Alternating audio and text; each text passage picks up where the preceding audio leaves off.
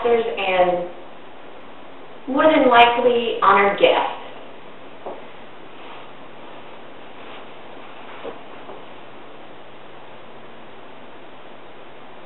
The crux of this presentation is that I am to deliver an icebreaker, to get to know you and you get to know me.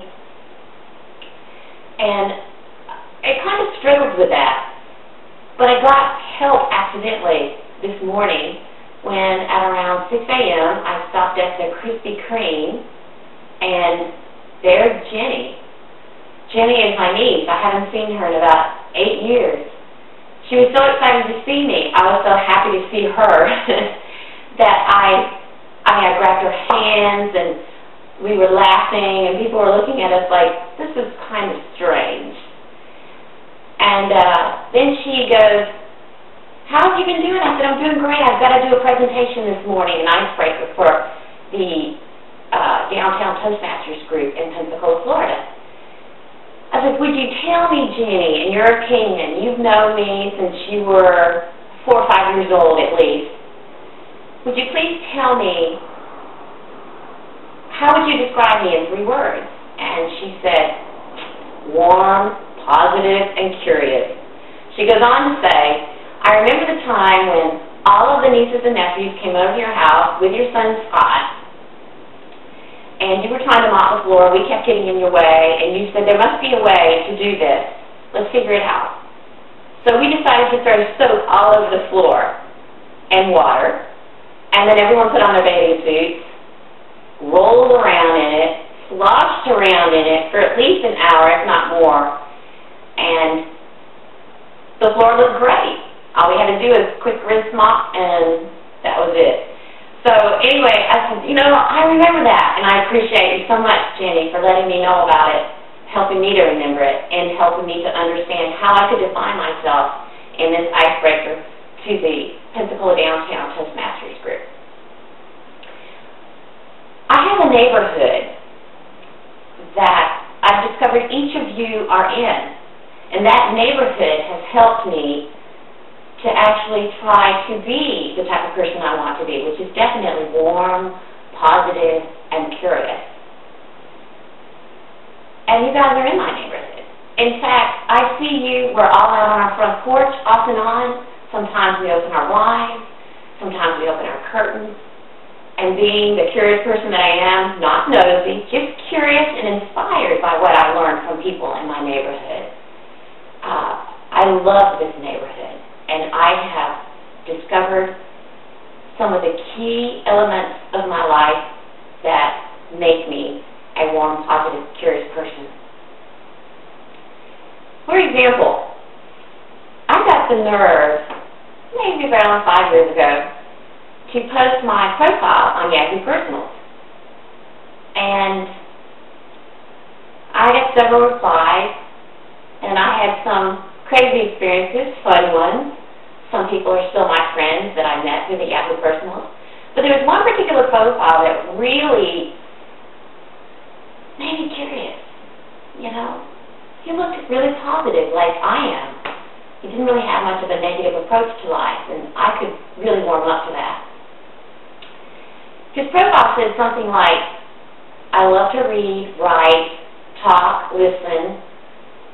I enjoy languages, traveling, technology.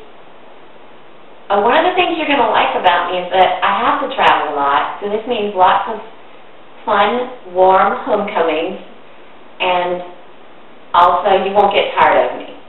So I thought, yeah, this sounds pretty cool. So we were talking back and forth about the things that we like to do, talking about literature, history, philosophy, politics, running, all kinds of things. And then, you know, the topic came up. Let's meet. So I said, okay, and so he suggested Hub Stacy's in Pensacola, Florida. So I was just a few minutes late, walking down the sidewalk. He was out front, jumping up and down. It was like, oh, yes, this is exactly the kind of person I want to hang around with. So he hugged me, I hugged him. We went into Hub Stacy, sat down. We were there for 2 hours doing nothing but talking. He had a book with him about philosophy. We opened it up and talked about it. And we never ordered anything to eat or drink. It's so funny. And that person is Michael Bowen, my husband. I discovered him in my neighborhood, the Internet. I was a teacher once for around 20 years, Carver Middle School in Century, Florida, and typically teaching involves assigning textbook work and worksheets and more of the same. When I was in school, I hated that. I wanted projects. I wanted things that I could get my hands into. So I decided to bring the Internet into the classroom in 1995. I remember going to a teacher's meeting where people were spreading that news that I had done that, and there was one particular teacher who said, "Why would you do that? That school out there is really low on achievement tests. I mean, they just need to be reading and writing." And I said, "Well, guess what? They're going to be reading and writing on the Internet. It's going to be fun. People are going to be interested in learning about them. You know, rap music, basketball, the fact that we say y'all in every other sentence. And they're going to be excited to learn that there's more than what they see in their backyard." We learned bits and pieces of Japanese, Urdu, Swahili, German, some Malaysian languages, and we had so much fun. We traded postmail, emails. We got involved in projects where we sent educational materials that we had created about our area of the world, and in turn, these teachers, students, and families and business people did the same for us. And we do believe we actually got some international partners in education. At one point, we had Inga Zittmann and her family from Mülheim, Germany. We also had Herman and Melinda DeWitt from South Africa. And we also gained Rehan Ahmed of Karachi, Pakistan.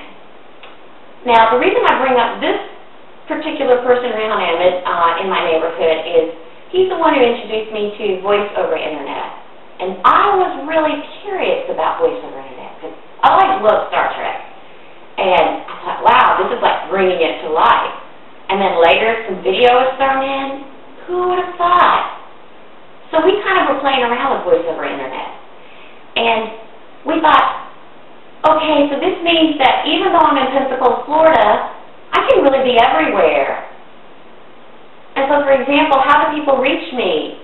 For example, by my phone number. So could we have a phone number from another area ring to us over the Internet? Really, that was Rehan's idea.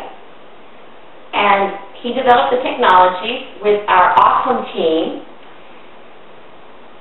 And we progressed from there, that was called virtual phone line, to offering like an interconnect and instant interop among, at this point, over 7,000 voice over Internet companies to buy, sell, and trade phone numbers.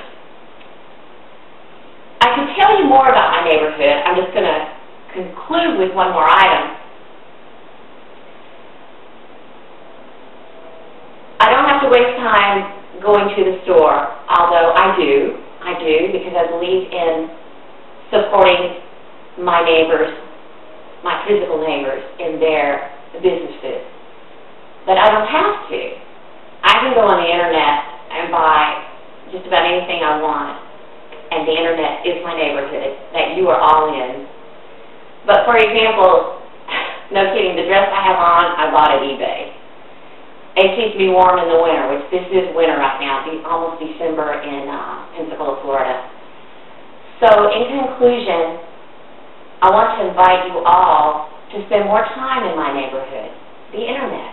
You're already there. We're out on our front